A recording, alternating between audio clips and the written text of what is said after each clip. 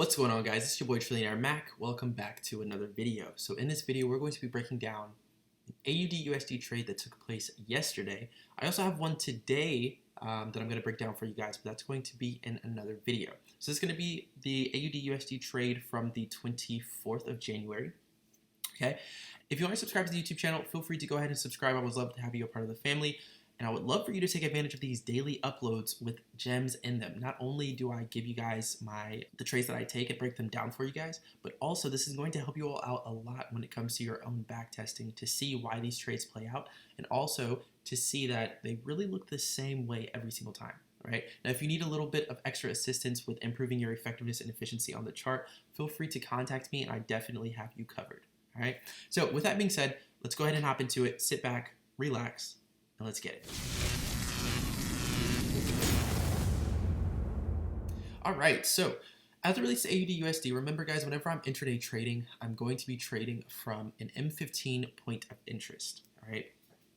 Sometimes you will have an opportunity, to trade from an H4 point of interest, but it's not going to happen all the time. Usually it will be an M15 point of interest that you're trading from, and those are the types of things that you guys have to keep in mind.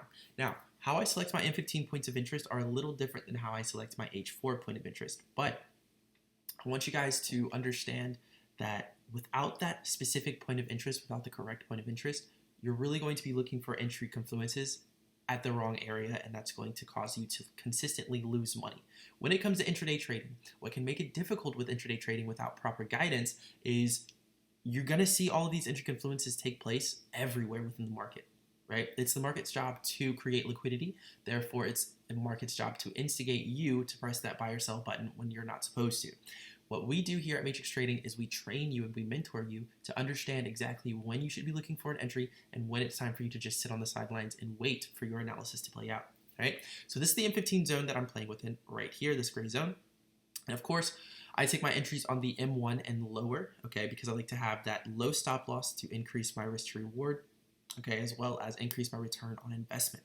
All right, so as you guys can see, this trade here, I did not hold the entire position to close at around 33.28% return on investment, but we will be breaking down the targets, why they're the targets, and things like that. All right, so let's look at this zone on the M1 time frame and see what's going on.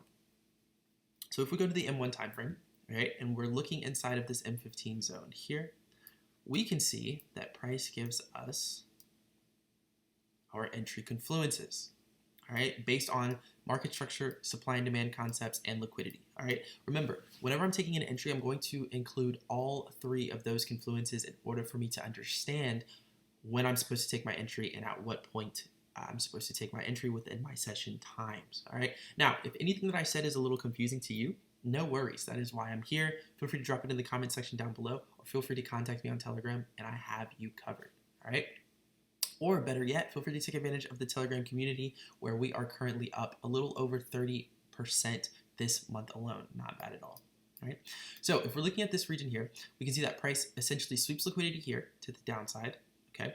Then we have a nice break of structure to the upside, giving us that change of momentum, as well as we understand that there is some type of supply here that was responsible for taking out this demand here. And what does price do? Price takes out the structure as well as the supply. This was a very, very easy entry schematic. And it took place literally 1, 2, 3, 4. It took 5 minutes for our entry to take place. Very, very quick, right? So my entry was the demand that was responsible for that change of momentum, as well as, why is this off just a little bit? Oh, I need to move this down some. There we go. Right. So in this case here, my entry was just the target of the demand that was responsible for taking out supply and giving me that change of momentum. And we just simply looked for price to push to the upside. This was a very, very easy entry, honestly, guys. There's really not much to break down. We're at our higher time frame zone. We're using time frame correlation in order to take advantage of our lower time frame within our higher time frame zone. And we look for certain confluences that give us the go with liquidity, market structure, and supply and demand. Remember, you need all three of those confluences in order to have the highest probability of success when you are trading. Also remember, trading is a zero-sum game. Therefore, if you win, that means that you're taking money from someone else. And if you lose, that means that someone else is taking money from you. You have to keep those types of things in mind when you are trading for sure. So my first target was going to be or was here. Actually, guys, I think I did 2.5, including spread. Yeah, I believe I did 2.5. So let's change that up really quickly for the stop loss. So our first target was going to be here, this M15 swing high. Okay, this is a swing high simply because we have a lower high on one side, a lower high on another side. You guys know me, I always love to target swing highs intraday especially. All right, I'm not saying those swing highs are going to be guaranteed, but for those of you who do have course information and mentorship information, you guys understand the psychology behind swing highs and why price normally runs on them. All right, so this was my first target here, closed about 80% of the position here. Okay, and then the second target was literally this zone. I actually thought would price hit this area here. Thought we weren't going to continue to push to the upside, but after I had closed 80%, price literally just wicked up here and closed the entire position. So that's completely fine. Everything worked out as you guys can see. Let's increase this just a little bit. There we go. All right, as you can see, everything worked out and it was a very, very simple trade. Now let's see how long it actually took for us to have a 33% return. It took 9 hours and 30 minutes. Guys, this is what I'm talking about, right? Hold at least 10 to 20% of your intraday move because usually this will happen, right? Now, we're going to discuss what to do if price has not yet hit target. In this case here, we haven't yet hit our 11.13% return. Okay, I've already scaled out, but this will be on the next AUDUSD breakdown, so feel free to check that out where we will talk about that. All right, but in this case here, okay, it pays to hold your trades. Right? It absolutely pays. Now, let's talk about discipline as well, because if we go to the M15, or we're already on the M15 time frame, but if we're looking at swing highs, we can see that we don't have any type of swing high after this swing high here. Right? But your entry was before this swing high, so it doesn't really make sense for you to enter the market here, price create a swing high, and then you target that swing high.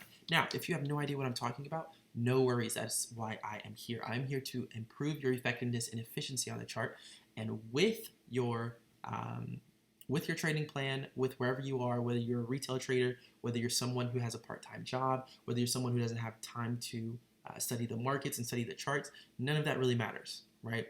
I've put people on a blueprint plan in order to pass FTMO challenges, so I'm pretty sure I can definitely assist you, all right? Because I did get that question. Someone said, hey, Mac, I really don't have time to study the charts. Will I be able to produce results? And absolutely, absolutely. Is it going to increase your learning curve just a bit? Of course, right? But we can put you on a track in order to find some time to apply yourself to the charts. If you have 1 hour a day to apply to the charts, you can be successful. If you have 30 minutes to apply yourself to the charts, you can be successful. If you have 2 hours a day to apply to the charts, maybe an hour in the morning, an hour in the evening before you go to sleep, you can be successful. All right, and that is exactly why we have now 4 group webinars throughout the week with all of my students where we can tap in, touch bases, figure out what you guys are doing wrong, figure out what you guys are doing properly, and just make sure you're staying on the same page, especially with discipline, psychology, and of course the 3 pillars of trading. All right, so with that being said, that pretty much wraps up this video. If you guys do have any questions, feel free to drop them down in the comments down below. I would love to have you a part of the YouTube channel and the YouTube family if you aren't already. All right, I have a lot of things in store for you guys within the year of 2022, and I'll be introducing a new concept every single quarter. So this quarter, what concept we've introduced is the higher time frame MAC trades, points of interest, where I give you guys, and all you guys have to do is use your entry schematic on your micro time frame of your choice to take a trade off of my higher time frame points of interest. And we have something else coming in the second quarter for you guys that I think you guys are really going to enjoy. All right. With that being said, I'll catch you guys on the next one. Much love. Peace out.